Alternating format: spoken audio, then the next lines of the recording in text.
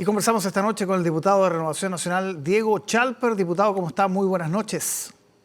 Hola Álvaro, muy buenas noches y en sentido estricto buenas noches, porque es bastante tarde Sí, ya. es verdad. Bueno, el debate, hoy día era una oportunidad para que viéramos por primera vez a los 8 candidatos y en el caso de Matei, que usted pertenece a ese comando, tenía la obligación de alguna manera de salir a cortar distancias de acuerdo a las últimas encuestas que hemos conocido.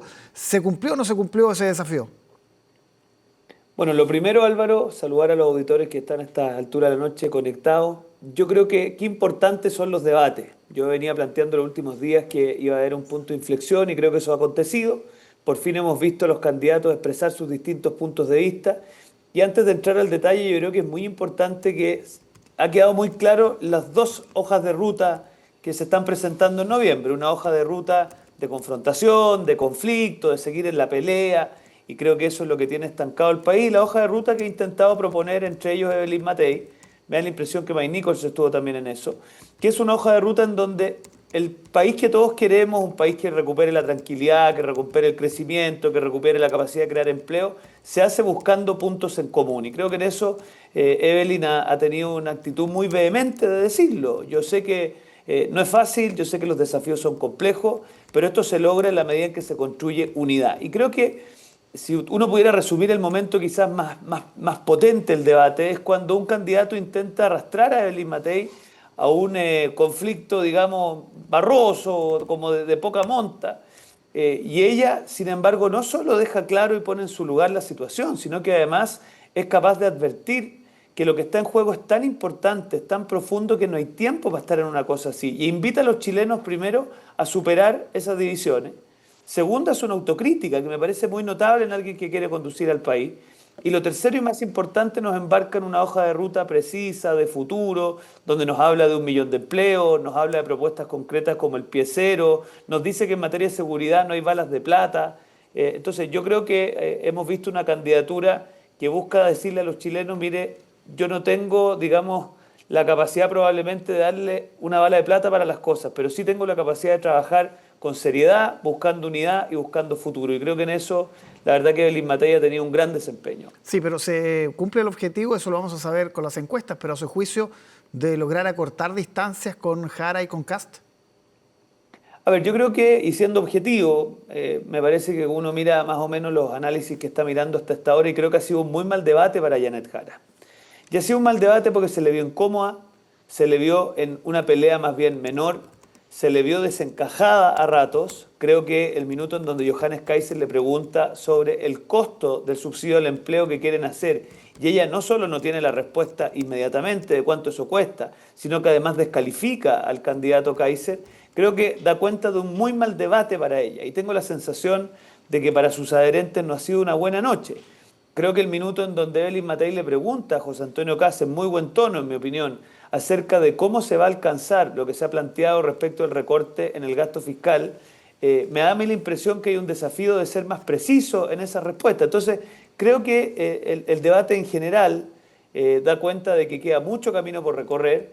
Yo soy partidario de que haya muchos más de estos debates, porque conducir al Estado de Chile en los momentos que estamos viviendo requiere experticia, requiere equipos, requiere precisión. Entonces yo al menos me declaro muy satisfecho porque creo que Evelyn Matei ha logrado mostrar sus atributos, no se dejó arrastrar al barro en donde la querían llevar algunos, y muy importante, para mí ha sido muy sorprendente lo desencajada que ha estado Janet Jara en este debate, y creo que por lo mismo hay que exigirle mucho más que vaya a los debates. A ver, conducir el país, Álvaro, es importante estar en las distintas comunas del país, por supuesto, pero también tiene que ver con ser capaz de dar directrices claras, ideas precisas y orientaciones de futuro en este tipo de discusiones. No se dejó arrastrar al barro por Parisi, entiendo, ¿no?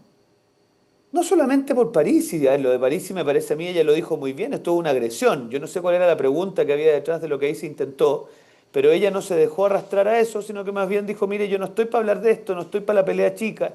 Yo lo que los chilenos quieren en su casa es cómo recuperamos la capacidad de crecer, de vivir en paz, de como decía ella, de que esa madre tenga la tranquilidad que su hijo que viene del colegio va a poder llegar a su casa. Yo la verdad que lo he experimentado con localidades como La Hormiga, como La Faena en Peñalolén, como Villa La Reina en La Reina, o sea, localidades que hoy día están enfrentando de frente al narcotráfico y requieren personas que tengan la experticia suficiente para hacerse cargo. Entonces, yo creo que ahí ha habido hoy día una candidatura muy clara y creo que para los próximos debates ojalá haya más flexibilidad, más capacidad de confrontar ideas, más capacidad de decirse las cosas, porque creo que eso va enriqueciendo la capacidad que tienen los chilenos de tomar una buena decisión en noviembre. ¿Y cómo vio a Kast? ¿Cómo fue el debate de Kast?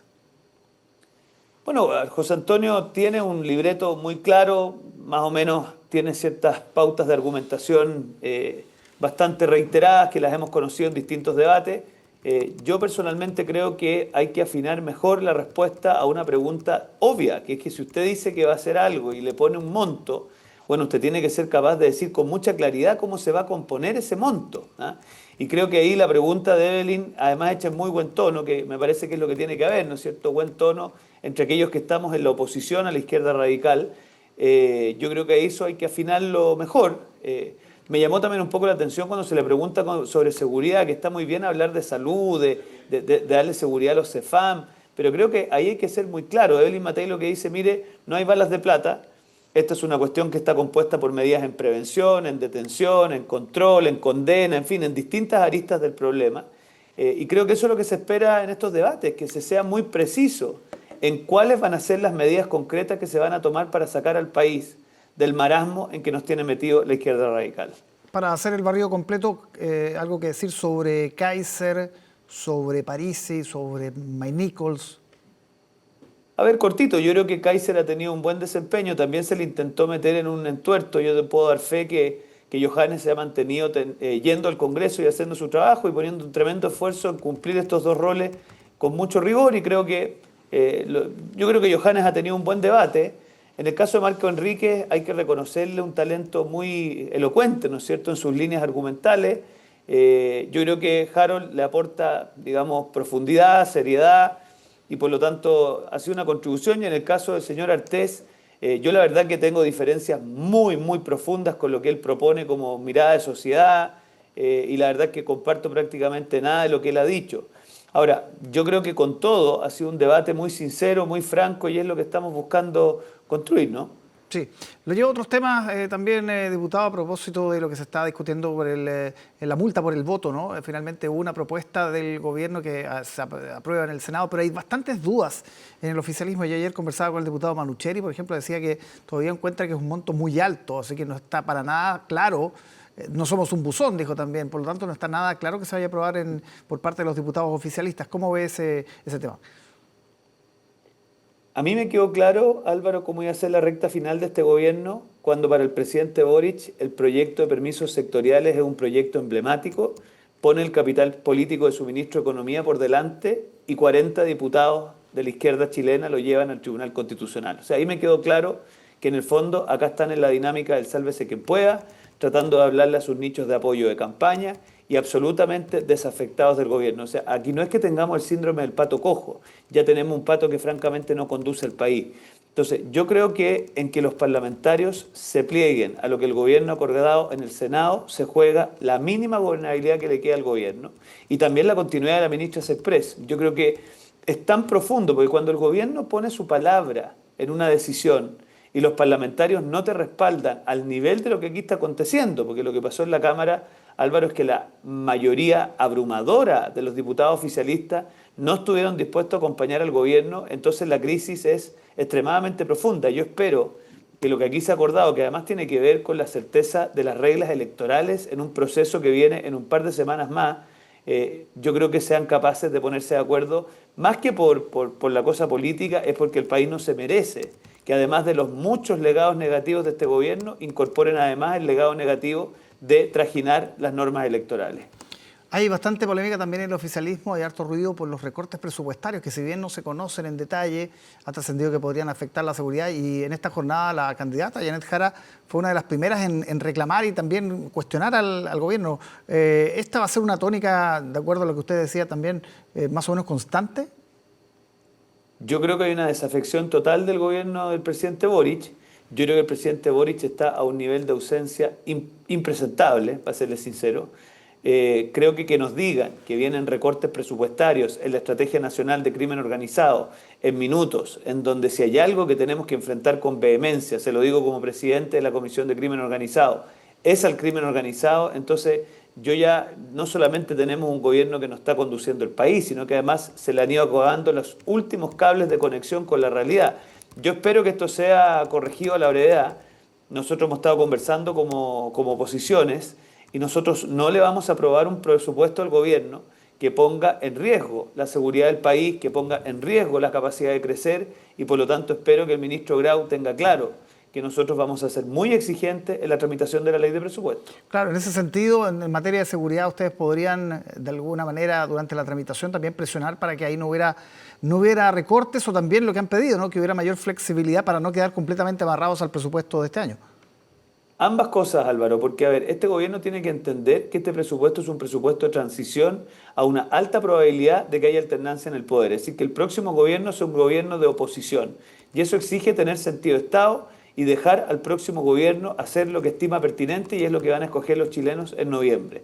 Por lo tanto, tiene que ser un presupuesto flexible, abierto a esa posibilidad. Y lo segundo y muy importante es que hay ciertos pisos de la sociedad chilena que nosotros no estamos dispuestos a aceptar que se corran.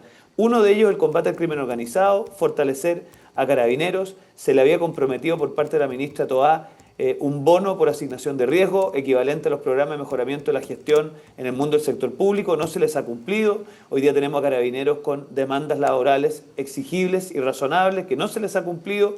No hemos mejorado en equipamiento. Entonces yo espero que en esto el gobierno del presidente Boric entienda que en materia de seguridad va a estar el foco nuestro como oposición y lo vamos a exigir con mucha vehemencia. Diputado Diego Chalper, muchísimas gracias por conversar con nosotros a esta hora, bastante tarde aquí en Tele 13 Noche. Que esté muy bien.